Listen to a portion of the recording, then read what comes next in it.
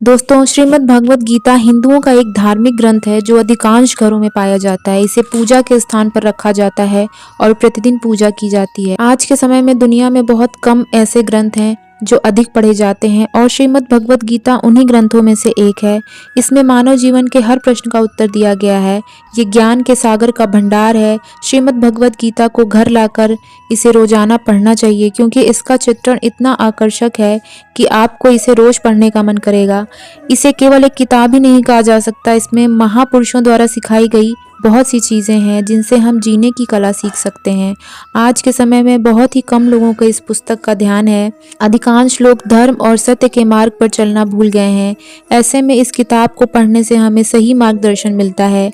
ये सभी वेदों का सार माना जाता है जो मानव जाति को फल की लालसा के बिना कार्य करने का संदेश देती है। आज से लगभग 5000 वर्ष पहले भगवान श्री कृष्ण ने अर्जुन को उपदेश दिया था। धार्मिक ग्रंथों के अनुसार अर्जुन से पहले सूर्यदेव को गीता का ज्ञान मिला था।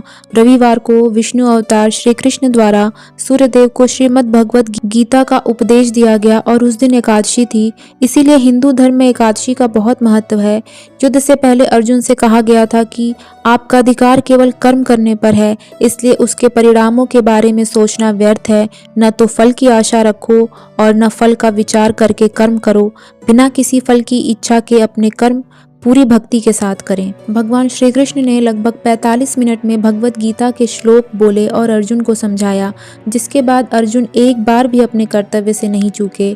भगवान श्री कृष्ण ने भगवत गीता केवल अर्जुन के लिए ही नहीं बल्कि आने वाली पीढ़ी को धर्म का ज्ञान देने के लिए कही थी। द्वापर युग में कुरुक्षेत्र को तीर्थ स्थान माना जाता है क्योंकि गीता कुरुक्षेत्र में ही प्रस्तुत की गई थी। त्रेता युग में पुष्कर को तीर्थ स्थान कहा गया है और कलयुग में गंगा को तीर्थ स्थान माना जाता है। हिंदू ग्रंथों के अनुसार गंगा में स्नान करने से हमारे सभी पाप धुल जाते हैं, जो कि भगवान श्री कृष्ण के पैरों से निकली है, जबकि भगवत गीता तो भगवान श्री कृष्ण के मुख से निकली है। इसलिए श्रीमद् भगवत गीता को जीवन में अवश्य पढ़ना चाहिए। दोस्तों, हर किसी के मन में कभी न कभी ये सवाल ज़रूर आता है कि ज़िंदगी क्या है और हमारे जीवन का उद्देश्य क्या है या फिर मौत के बाद क्या होता है। तो इसका जवाब है कि आपको श्रीमद् भगवत गीता को पढ़ना चाहिए क्योंकि इसमें जीवन के सभी सवालों के जवाब दिए गए हैं। दोस्तों, अगर आपने कभी गीता को पढ़ा हो तो आपको मालूम होगा कि उसमें भगवान श्री कृष्ण जी अर्जुन से स्पष्ट शब्दों में कहते हैं कि अर्जुन, मैंने ये ज्ञान सृष्टि के प्रारंभ में सूर्य को दिया, सूर्य ने मनु को दिया, मनु ने इक्ष्वाकु को। इस तरह ये ज्ञान राम के वंशज भी जानते थे। कुरुक्षेत्र में गीता का उपदेश न केवल अर्जुन ने बल्कि 3 और लोगों ने सीधे भगवान श्री कृष्ण से ग्रहण किया। पहले संजय, जिनको दिव्य दृष्टि दी गई थी ताकि वो कुरुक्षेत्र युद्ध में होने वाली सभी घटनाओं को राजा धृतराष्ट्र को बता सकें। दूसरे हनुमान जी, जो कि अर्जुन के रथ पर विराजमान थे। और तीसरे थे बर्बरिक, जो कि घटोत्कच का पुत्र था। वो ये सब एक पहाड़ी के ऊपर से देख रहा था। भगवत गीता को समस्त ग्रंथों में सर्वश्रेष्ठ माना गया है।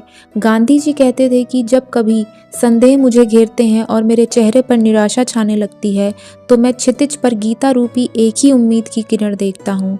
और आइंस्टाइन कहते हैं कि मुझे अफसोस है कि मैं अपने यौवन में इस ग्रंथ के बारे में नहीं जान सका, वरना मेरे जीवन की दिशा कुछ और ही होती। दोस्तों, धार्मिक ग्रंथों के अनुसार अगर आपके घर में भगवत गीता है तो ये आपके घर में सुख, शांति और तरक्की को लेकर आती है। इसीलिए आप इस किताब का अध्ययन करो न करो, लेकिन ये आपके घर में अवश्य होनी चाहिए। हमारे ग्रंथों में मनुष्य योनि को सबसे सर्वश्रेष्ठ बताया गया है, लेकिन मानव जीवन बहुत कठिनाइयों से गुजरता है। हमें हर मोड़ पर अनेकों परेशानियों का सामना करना पड़ता है जो हमारे जीवन को उथल पुथल करके रख देती है और इन्हीं समस्याओं का समाधान ढूंढना बेहद कठिन हो जाता है। इसलिए हमें श्रीमद् भगवत गीता को पढ़ना चाहिए क्योंकि यह मानव जीवन का सार है जिसमें मनुष्य के हर सवाल का जवाब मिलता है। इसलिए समस्त ग्रंथों को पढ़ने के बजाय आप केवल श्रीमद् भगवत गीता को पढ़ सकते हैं।